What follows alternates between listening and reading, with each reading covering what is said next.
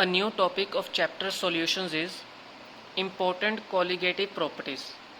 Important colligative properties क्या होती है? फर्स्ट प्रॉपर्टी हम डिस्कस करेंगे, that is relative lowering in vapor pressure. इसका मतलब क्या होता है? When a non-volatile solute is added to solvent, जब आप एक non-volatile solute solvent में ऐड करोगे तो उसका जो वेपर प्रेशर होगा सॉल्यूशन का वो डिक्रीज हो जाएगा. वो कैसे होगा?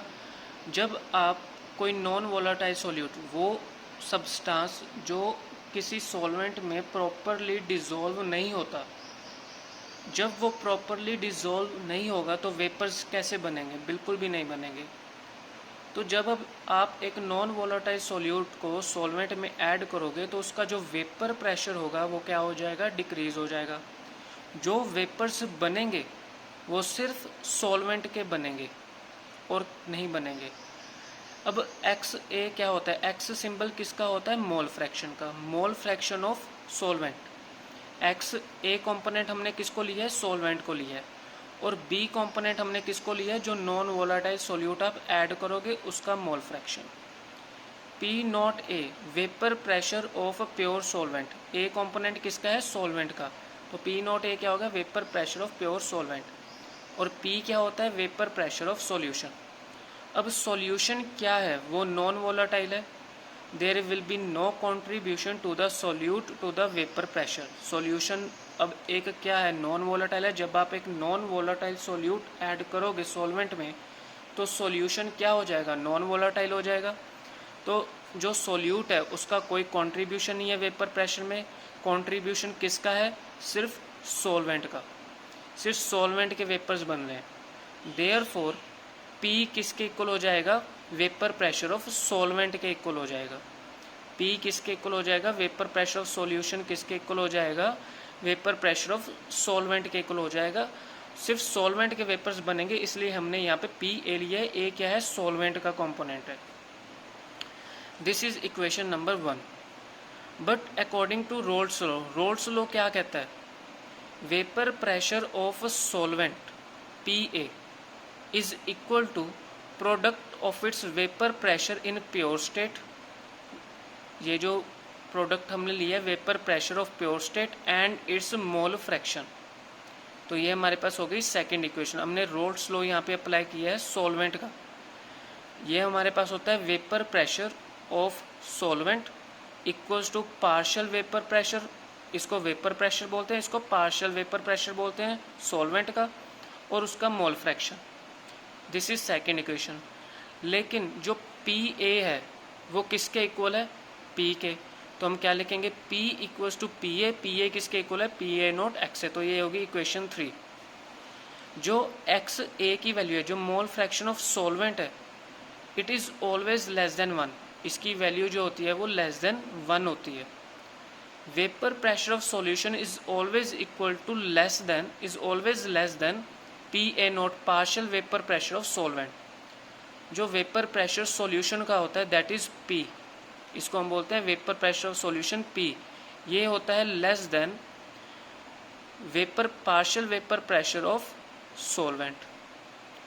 The lowering in vapour pressure अब क्या आ गया? डेल्टा पी ए किसके इक्वल हो गया? डेल्टा पी ए किसके इक्वल होगा?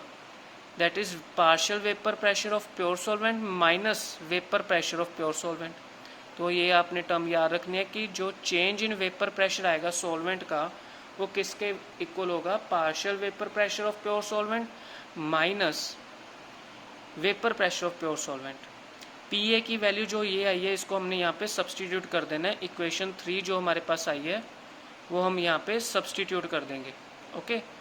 सब्सटीट्यूट करने के बाद ये आपके पास पी ए नोट है. सब्सटीट्यूट करने के बाद ये आप कॉमन ले लोगे, ब्रैकेट इनसाइड क्या आ जाएगा? 1 minus X A. Mole fraction में हमने एक फॉर्मूला किया था कि X A plus X B equals to क्या होता है? 1 होता है. तो एक्स बी क्या आ जाएगा? 1 माइनस एक्स ए. तो जहाँ पे 1 माइनस एक्स है उसको हम क्या लिख देंगे? X B. ये टर्म जो है लेफ्ट हैंड साइड डिनोमिनेटर में आ जाएगी, इक्वल्स टू एक्स बी हो जाएगा. जो डेल्टा पी ए है उसको हमने क्या लिखा था? P A not minus P A. ये वैल्यू हम यहाँ पे सब्सटीट्यूट कर देंगे, इक्वल्स टू एक्स बी हो जाएगा. This is equation 4. वेयर जो ये न्यूमरेटर वाली वैल्यू है ये क्या रिप्रेजेंट कर रही है, जो ये न्यूमरेटर वाली वैल्यू है ये रिप्रेजेंट कर रही है relative lowering in vapour pressure on the formation of solution. और ये पूरी इक्वेशन हमें क्या दे रही है, relative lowering in vapour pressure. Okay, अब relative lowering in vapour pressure एक कोलिगेटिव प्रॉपर्टी है। ठीक है, जो relative lowering in vapour pressure है ये किसकी प्रॉपर्टी है, कोलिगेटिव प्रॉपर्टी है। और ये किसके ऊपर डिपेंड करती है, मोलर कंसंट्रेशन ऑफ सॉल्यूट मतलब मोल फ्रैक्शन ऑफ सॉल्यूट के ऊपर, और इंडिपेंडेंट ऑफ नेचर, उसके नेचर पे डिपेंड नहीं करती, उसके मोल फ्रैक्शन पे डिपेंड करती है। अब हमने कैलकुलेट करना है determination of molar mass of solute. Molar mass हमने कैलकुलेट करना है नॉन वोलेटाइल सॉल्यूट जो हमने ऐड किया था सॉल्वेंट में from relative lowering in vapour pressure. जो हमने अभी इक्वेशन 4 कैलकुलेट किया है उसको हमने यहाँ पे लिख लेना है, वो हमने उसको मान लेना है इक्वेशन 5। जो सॉल्वेंट है उसका कोई वेट होगा, उसको हमने मान लिया WA, और WB को क्या मानना, weight of non volatile solute जो हमने ऐड किया था। और जो सॉल्वेंट और सॉल्यूट जो सब्सटेंस हैं उनका कोई मोलर मास भी होगा, तो उनका मोलर मास क्या होगा, सॉल्वेंट का मोलर मास A ले लिया, सॉल्यूट का मोलर मास हमने B ले लिया। मोल फ्रैक्शन ऑफ सॉल्यूट क्या होगा, मोल फ्रैक्शन ऑफ सॉल्यूट क्या फॉर्मूला क्या होता है, यही होता है Na/Na + Nb, यही लिखते हैं हम। आप फॉर्मूला चेक करो इसको। मोल फ्रैक्शन ऑफ सॉल्यूट क्या लिखते हैं, सॉल्यूट को हमने B कंपोनेंट माना है और मोल फ्रैक्शन का सिंबल होता है X। तो जब हमने मोल फ्रैक्शन सॉल्यूट का निकालना है तो number of moles of solute divided by number of moles of solvent plus number of moles of solute. तो ये हमारे पास इक्वेशन हो गई 6। Na और Nb क्या है, मोल्स हैं सॉल्वेंट और सॉल्यूट के। मोल्स का फॉर्मूला हम क्या लेते हैं, mass upon molar mass. Mass means weight हो गया आपका ये वाला WA divide by molar mass हो गया Ma। उसी तरह से सॉल्वेंट का क्या ये सॉल्वेंट है और ये सॉल्यूट का क्या लेंगे, weight of solute B divide by molar mass of solute Mb। अब ये जो दोनों वैल्यूज़ हैं हमने यहाँ पे सब्सटीट्यूट कर देनी है इक्वेशन 6 में, तो हमारे पास इक्वेशन 7 आ जाएगी। अब XB की वैल्यू हमने क्या कैलकुलेट की थी relative lowering in vapour pressure में बाय इक्वेशन 4, इसकी वैल्यू हम यहाँ पे सब्सटीट्यूट कर देंगे तो हमारे पास ये आ जाएगा। दिस इज इक्वेशन, तो हमारे पास ये इक्वेशन आ जाएगी। फॉर डिल्यूट सॉल्यूशन, अगर कोई सॉल्यूशन डिल्यूट है मतलब डिज़ोल्व हो रहा है तो जो Nb की वैल्यू होती है वो बहुत स्मॉल होती है एज़ कम्पेयर टू Na। ये जो Nb की वैल्यू होती है बहुत स्मॉल होती है, सॉल्यूट की वैल्यू बहुत कम होती है सॉल्वेंट के मुताबिक। तो जब हम सॉल्वेंट तो बहुत ज़्यादा होता है, पानी तो बहुत ज़्यादा होता है, कोई भी लिक्विड हो सकता है वो बहुत ज़्यादा अमाउंट में होता है, लेकिन सॉल्यूट बहुत कम अमाउंट में डालते हैं तो Nb की वैल्यू कम होती है, तो इसको रिजेक्ट कर लेंगे तो XB क्या आ जाएगा, Nb/Na। तो जो Pa0 माइनस Pa की वैल्यू आई है वो Pa0 ये क्या हो जाएगी, XB की वैल्यू क्या आ जाएगी, Nb/Na। ये स्मॉल होती है, इसको हमने रिजेक्ट कर देंगे तो हम लिख देंगे इसको ये। ठीक है, तो Nb/Na की वैल्यू की हम यहाँ पे सब्सटीट्यूट कर देंगे, number of moles of solute Nb की वैल्यू यहाँ पे सब्सटीट्यूट कर दी, Na की वैल्यू हमने यहाँ सब्सटीट्यूट कर दी। तो सॉल्व करने के बाद ये जो Pa0 माइनस Pa/Pa0 है ये किसके इक्वल हो जाएगा, WB × Ma WA × Mb। तो ये इक्वेशन 8 हो जाएगी। यहाँ से हमने मोलर मास निकालना है सॉल्यूट का, तो Mb यहाँ पे चला जाएगा, ये वैल्यू जो है डिनोमिनेटर में आ जाएगी।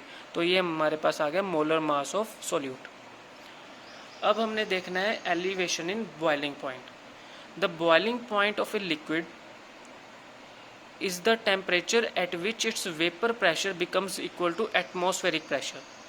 Boiling point of a liquid क्या होता है, जब हम किसी लिक्विड में हीट ट्रांसफ़र करते हैं तो वो हीट होना शुरू हो जाता है लिक्विड, उसका टेम्परेचर राइज हो जाता है, तो फिर क्या बनते हैं, वेपर्स बनते हैं।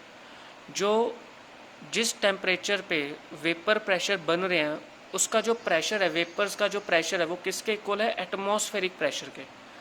जो एटमॉस्फेयर में जो प्रेशर है उसके इक्वल है। वी हैव लर्न दैट जो वेपर प्रेशर ऑफ सॉल्यूशन होता है कंटेनिंग नॉन वोलेटाइल सॉल्यूट, जो वेपर प्रेशर ऑफ सॉल्यूशन है उसमें जो सॉल्यूट है वो कौन सा है, नॉन वोलेटाइल है, जो कि कम होता है, उसकी जो अमाउंट होती है वो सॉल्वेंट से कम होती है। Therefore the solution has to be heated at high temperature, इसलिए सॉल्यूशन को हम हीट करते हैं हाई टेम्परेचर पे, सो दैट कि उसका जो वेपर प्रेशर है वो किसके इक्वल हो जाए, एटमॉस्फेरिक प्रेशर के इक्वल हो जाए। अब हम इस ग्राफ के थ्रू समझते हैं जो कर्व ए बी है वो क्या बता रहा है हमें, vapour pressure of pure solvent. ये जो ए बी ग्राफ है, ये जो ए बी कर्व है, ये सॉल्वेंट की कर्व है, और जो सी डी कर्व है वो किसकी है, सॉल्यूशन की कर्व है एट डिफरेंट टेम्परेचर्स। जो कर्व सी डी है वो कर्व ए बी के बिलो है। इसका मतलब क्या हुआ कि जो वेपर प्रेशर ऑफ सॉल्यूशन है वो लेस है प्योर सॉल्वेंट के एट ऑल टेम्परेचर्स, की जो सॉल्यूशन का वेपर बन रहा है, प्रेशर बन रहा है, वेपर प्रेशर बन रहा है, वेपर्स बन रहे हैं, वो कम है प्योर सॉल्वेंट के। Vapour pressure of pure solvent becomes equal to atmospheric pressure at X. हमने अभी क्या पढ़ा है एलिवेशन इन बॉइलिंग पॉइंट के, कि जो वेपर्स बन रहे हैं, वेपर प्रेशर बन रहा है सॉल्वेंट का, वो किसके इक्वल होना चाहिए, एटमॉस्फेरिक प्रेशर के इक्वल होना चाहिए। जब हम सॉल्वेंट की बात करते हैं, इसका वेपर प्रेशर एटमॉस्फेरिक प्रेशर के इक्वल कब होगा, एक्स पॉइंट पे, और इसका वेपर प्रेशर सॉल्यूशन का कब इक्वल होगा एटमॉस्फेरिक प्रेशर के, एट वाई पॉइंट पे। Mathematically elevation in boiling point, elevation in boiling point को रिप्रेजेंट करते हैं हम डेल्टा टी बी। ओके, इसको हम कैसे लिखेंगे, delta T B equals to temperature of boiling पर T B minus T B naught. इसको हम इस तरह से एक्सप्रेस करेंगे। जो डेल्टा टी बी है वो किसके डायरेक्टली प्रोपोर्शनल है, मोलर कंसंट्रेशन के। ठीक है, मोलर कंसंट्रेशन के डायरेक्टली प्रोपोर्शनल है। जब हम डायरेक्टली प्रोपोर्शनल रिमूव करते हैं तो के बी लगाते हैं। के बी क्या है, molar boiling point elevation constant. अगर हम m की वैल्यू 1 डाल दें तो डेल्टा टी बी के बी के इक्वल हो जाएगा। अब हमने के बी को डिफाइन करना है। Elevation in boiling point for 1 molar solution, 1 molar solution means ये जो मोल्स हैं इसको हमने 1 पुट किया। A solution containing 1 gram mole of solute, इसका मतलब क्या हो जाएगा फिर अगर हम इसको 1 सब्सटीट्यूट करेंगे कि जो सॉल्यूशन है उसमें जो सोल्यूट है, सोल्यूट का जो मास है वो क्या है, 1 ग्राम मोल है, उसको डिजोल्व किया है 1000 ग्राम ऑफ सॉल्वेंट में। ठीक है, तो ये हमारे पास एलिवेशन इन बॉइलिंग पॉइंट आ गया। अब हमने फाइंड आउट करना है molar mass of solute from elevation in boiling point. Molality होता क्या है, moles of solute divided by weight of solvent in grams multiply 1000। Moles क्या होता है, मास अपॉन मोलर मास। ठीक है, तो m क्या हो जाएगा, WB। अब इसकी वैल्यू जो मोल्स ऑफ सोल्यूट है इसको हम यहाँ पे सब्सटीट्यूट कर देंगे मोल्स ऑफ सोल्यूट में। तो जब हम इसको सब्सटीट्यूट करेंगे तो हमारे पास ये आ जाएगा delta T B, elevation in boiling point क्या होता है, के बी मल्टीप्लाई एम। इस m की वैल्यू हम यहाँ पे सब्सटीट्यूट कर देंगे और यहाँ से जो एम बी आया है, एम बी को लेफ्ट हैंड साइड ले जाएंगे न्यूमरेटर में और डेल्टा टी बी डिनोमिनेटर में आ जाएगा। तो यहाँ से हमारे पास आ जाएगा molar mass of solute from elevation in boiling point.